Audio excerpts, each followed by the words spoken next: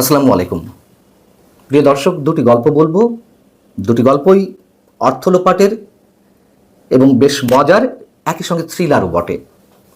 একটি হচ্ছে সরকারের মোবাইল ব্যাংকিং সেবা প্রদানকারী প্রতিষ্ঠান নগদ থেকে গত কয়েক মাসে 150 কোটি টাকা লোপাট হয়ে যাওয়া প্রসঙ্গে, যার সাথে নাম উঠে আসছে অনেকের। তার মধ্যে একজন হচ্ছে বর্তমান জাতীয় নাগরিক কমিটির আহ্বায়ক, সাবেক ডাক, টেলিযোগাযোগ ও তথ্য প্রযুক্তি বিষয়ক উপদেষ্টা নাহিদ ইসলামের নাম। এর সঙ্গে সরকারের আরও গুরুত্বপূর্ণ অনেকের নাম উঠে আসছে। দ্বিতীয় গল্পটি হচ্ছে সন্দেহজনক লেনদেনের তালিকায় খোদ প্রধান উপদেষ্টা ডক্টর মোহাম্মদ ইউনূসের নাম অন্তর্ভুক্ত হওয়া এবং সে প্রসঙ্গে গোয়েন্দাদের বা গোয়েন্দা প্রধানের বিষয়টি এড়িয়ে যাওয়ার একটা চেষ্টা। আমরা প্রথমে নাহিদ ইসলাম কিংবা নগদ থেকে যে 150 কোটি টাকা লোপাট হয়েছে সেই গল্পটা একটু বলি। এই 150 কোটি টাকা লোপাট হয়েছে নগদের নানান ধরনের ভুয়া বিল করে, ভুয়া ভাউচার করে, পুরনো প্রকল্পের নামে বিল দাঁড় করানোর মাধ্যমে ইত্যাদি ইত্যাদি নানা উপায়ে। এর সাথে প্রথমেই যার নামটি উঠে আসছে তিনি হচ্ছেন আতিক মোর্শেদ। আতিক মোর্শেদ হচ্ছেন নাহিদ ইসলাম যখন উপদেষ্টা দায়িত্বে ছিলেন তখন তার পিএ ছিলেন পার্সোনাল অ্যাসিস্ট্যান্ট এবং বৈষম্য বিরোধী ছাত্র আন্দোলনের সাবেক সমন্বয়ক। যখন নাহিদ ইসলাম উপদেষ্টা দায়িত্বে ছিলেন তখন থেকেই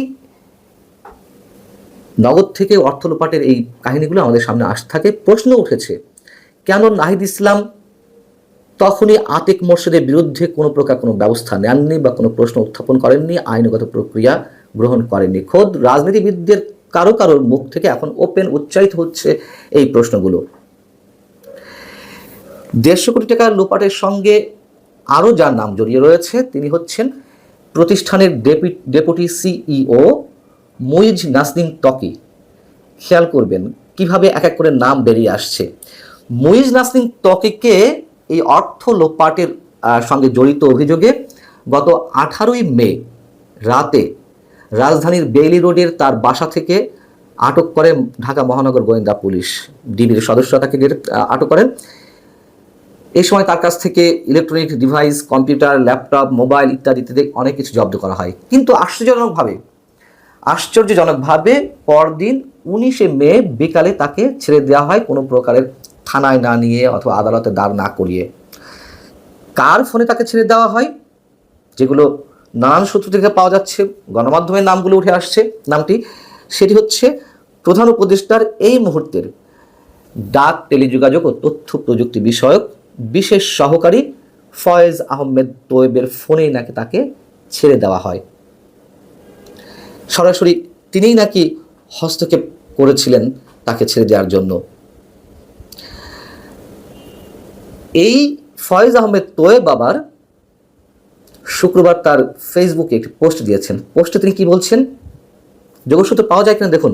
যখন তার নামটি উচ্চারিত হচ্ছে, সন্দেহের চোখে তাকে দেখা হচ্ছে, তখন তিনি বলছেন, মুইজ নাসনিম ত্বকীকে জিজ্ঞাসাবাদের জন্য আটকের পরে অনুরোধ করা হয়েছে যেন মুইজকে ছেড়ে দেওয়ার আগে মুচলেখা নেওয়া হয়।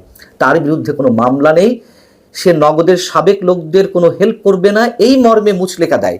সিআইডি তাকে পর্যবেক্ষণে রেখেছে, নতুন কোনো অনিয়ম প্রমাণ হলে তাকে গ্রেপ্তার করার অনুরোধ করা হয়। ঠাকুর ঘরে কেড়ে আমি কলা খাই না। ফয়েজ আহমেদ তোয়েব কিন্তু স্বীকার করে নিয়েছেন যে তাকে ছেড়ে দিতে অনুরোধ করা হয়। কে ছেড়ে দিতে বলেছে সেটি উজ্জ্বল রয়েছে। এবং কি সুন্দরভাবে এখানে বলা হলো যে তিনি নগদের কোনো কর্মকর্তাকে হেল্প করবেন না, এই মুচলেখা দেওয়া হয়। এটা কোনো মুচলেখা? বোঝা যাচ্ছে কোথায় কি হচ্ছে। যে আতিক মোর্শেদের কথা বলছিলাম, নাহিদ ইসলামের সাবেক পিএ, বৈষম্য বিরোধী ছাত্র আন্দোলনের সাবেক সমন্বয়ক, সে নগদের কোনো কর্মকর্তা কর্মচারীও নন। কিন্তু তিনি নগদের 6 তলা নগদের যে ভবন, সেই ভবনের 6 তলাতে নিয়মিত অফিস করতেন। তিনি এখন প্রধান উপদেষ্টা বিশেষ সহকারী ফয়েজ আহমেদ তোয়েবের সঙ্গে খুবই ঘনিষ্ঠভাবে কাজ করছেন। নগদের পরিচালনা বোর্ডের সদস্য যখন পালিয়ে যায় তখন থেকেই আতিক মোর্শেদ নগদের নিয়ন্ত্রণ নেয়, নগদের নিয়মিত অফিস করছে, কখনো কখনো বা সিইও প্রধান নির্বাহী কর্মকর্তার চেয়ারেও তিনি বসেছেন। এবং এর মধ্যে তার স্ত্রী জাকিয়া সুলতানা জুইকে নগদের বড় একটি পদে বসানো হয়, ম্যানেজার কমপ্লায়েন্স পদে তাকে বসানো হয়েছিল। এবং অনেক নিকটাত্মীয়কে আতিক মোর্শেদ চাকরি দিয়েছেন। নগদের যে সাম্প্রতিক বাকবদল, আগের যে সিইও ছিলেন তানভীর এ মশিক গত আওয়ামী লীগ সরকারের সময়ও নগদ থেকে শত শত কোটি টাকা, হাজার হাজার কোটি টাকা লুটপাট হয়েছে। তার সঙ্গে সাবেক প্রধানমন্ত্রী শেখ হাসিনার DPS, deputy press secretary Ashraful Alam খোকনের নামও জড়িয়েছিল। এবং তখন তানভীর এ মশিক ছিলেন সবশেষ অবস্থায় 5 আগস্ট আগ পর্যন্ত সিইওর দায়িত্বে। 5 আগস্টের পট পরিবর্তনের পর তানভীর এ মশিক পালিয়ে যাওয়ার পরও সে বিদেশ থেকে সবকিছু নিয়ন্ত্রণ করছে। সাফায়েত আলম নামে একজনকে সিইও পদে বসায়। সাফায়েত আলমও বিদেশ বসে সবকিছু কলকাঠি নাড়ছে। এবং তানভীর এ মিশুক এবং সাফায়েত আলম একই জায়গায় রয়েছে বিদেশে, যেখানে তারা অবস্থান করছে একই সাথে, এটি জানা গেছে। এবং এই সাফায়েত আলম নিয়োগপ্রাপ্ত হওয়ার পর থেকে নগদের নানান ধরনের তুলকালাম কাণ্ড ঘটে যাচ্ছে। 19 জন কর্মকর্তাকে এর মধ্যে বরখাস্ত করা হয়েছে, নতুন অনেককে নিয়োগ দেওয়া হয়েছে। এবং আগেই বলেছি, পুরনো ডাটাবেজ তারা ধ্বংস করছে, নষ্ট করছে, নতুন ভাউচার তারা তৈরি করছে। 2 বছর 2.5 বছর আগের ইভেন্ট হয়েছে সেগুলোর নামে ভুয়া বিল করছে। এইভাবে 150 কোটি টাকা লোপাট করা হয়েছে। গল্পটা বেশ মজা নিঃসন্দেহে, তাই না? সবাই মিলে ভাগে যোগে খাওয়া। এখন বিষয় হচ্ছে 5 আগস্টের পর থেকে সন্দেহজনক লেনদেনের পরিমাণ অনেক বেড়ে গেছে। এটি বাংলাদেশ ব্যাংকের ফিনান্সিয়াল ইন্টেলিজেন্স ইউনিট BFIU, একটা গোয়েন্দা সংস্থা।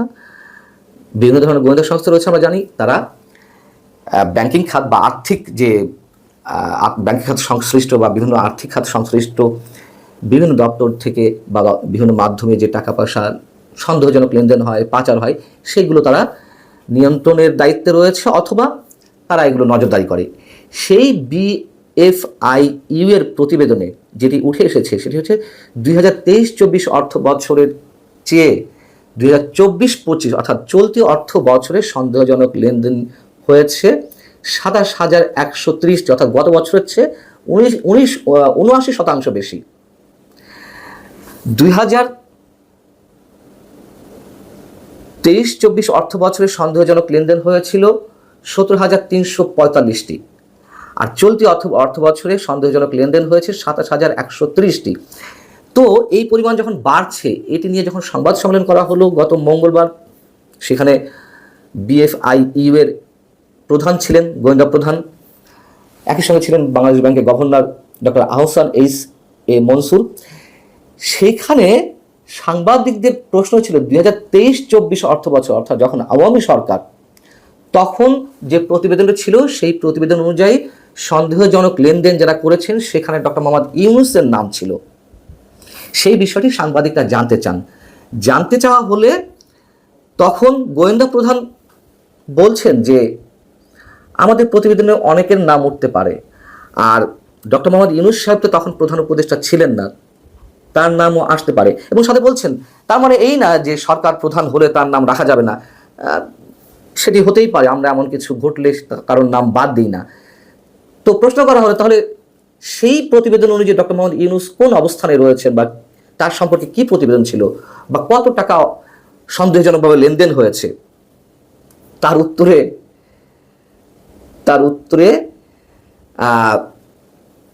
গোয়েন্দা প্রধান বললেন যে প্রধান উপদেষ্টা কথাটা আমি মনে করি এখানে আপাতত না বললেই চলে। কি মানে দাঁড়ালো? তিনি বলছেন সবার নামে অন্তর্ভুক্ত হতে পারে, আবার বলছেন যে প্রধান উপদেষ্টার বিষয়টি এখানে উল্লেখ না করাই ভালো। তার মানে তিনি কিন্তু অস্বীকারও করেননি কিছু, অর্থাৎ প্রধান উপদেষ্টার নাম ওই তালিকায় রয়েছে, সন্দেহজনক লেনদেনের তালিকায়। তাহলে কেন আমরা জানতে পারবো না? এবং টিআইবির নির্বাহী পরিচালক ইফতেখারুজ্জামান শুক্রবারও একটি অনুষ্ঠানে বলেছেন, তিনি উল্লেখ করেছেন 5 আগস্টের পর থেকে সমান হারে আগের মতোই দখলবাজি, চাঁদাবাজি, অবৈধ টাকার লেনদেন ইত্যাদি চলছে। নিশ্চয়ই আপনাদের মাথায় দুটি গল্পই ঢুকেছে, জানি না কতটা ঢুকাতে পারলাম। তো আর কিছু বলার নেই। ভালো থাকুন সবাই, আল্লাহ হাফিজ।